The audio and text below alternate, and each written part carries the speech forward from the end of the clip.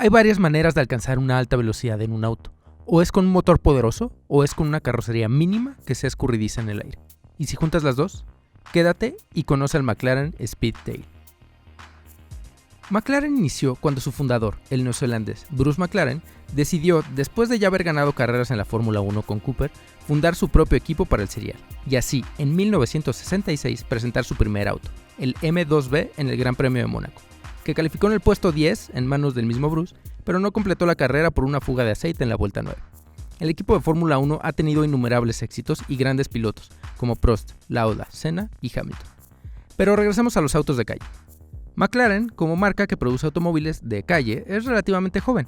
Fue fundada en 1985 y no fue hasta 1992 cuando lanzó su primer auto y sin duda el más importante de su historia, el F1, vehículo que marcó un hito en el mundo de los autos al marcar en 1993 el récord Guinness del auto de producción más rápido del mundo, con 386.4 km/h gracias a la carrocería y chasis monocasco hechos de fibra de carbono y el V12 de origen de BMW de 618 caballos de potencia, que incluía, como dato curioso, el vano motor cubierto en hojas de oro para el manejo del calor.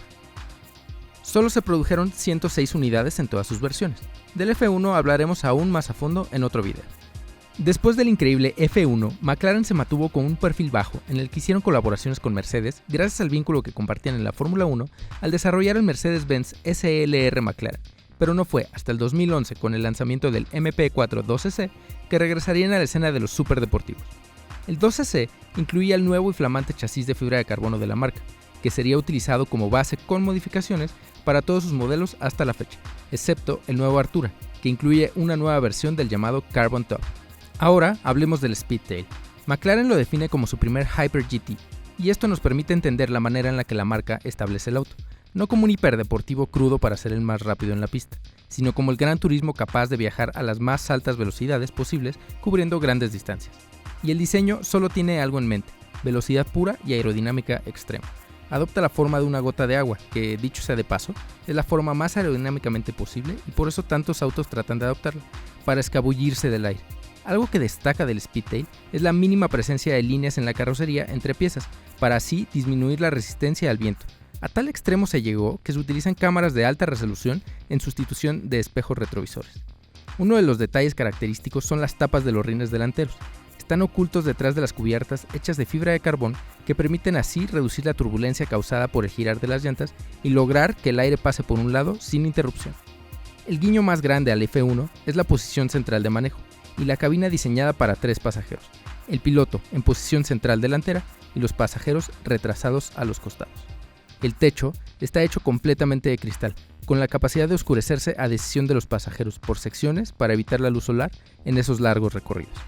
Por supuesto, y a estos niveles de autos, todo está hecho a la medida y a lo que pide el cliente, y también a lo que su cartera está dispuesto a pagar. Todo puede ser y es personalizado. ¿Quieres que el emblema de McLaren sea de plata? Claro. ¿De oro? Lo tienes. ¿De platino? Por supuesto. ¿Quieres números? 403 km/h de velocidad máxima. 0 a 100, tan rápido que no vale la pena decirlo. Mejor te digo el 0 a 300 km/h. 13 segundos. Potencia, 1036 caballos de potencia y torque 1150 Nm. Todo gracias a un V8 de 4 litros y a un sistema híbrido. Por último, este modelo de Hot Wheels tiene un muy bonito color azul y estupendos detalles, a pesar de ser un básico, como la luz de freno trasera, esa línea roja en el centro del auto y detalles en emblemas y luces traseras. Sin duda, el mejor es el cambio en las llantas delanteras para simular estas cubiertas aerodinámicas del auto original. ¿Te gustó esta historia? No olvides suscribirte, nos ayuda mucho, y dejarnos en los comentarios qué otro auto te gustaría ver en el canal. Nos vemos en la próxima historia.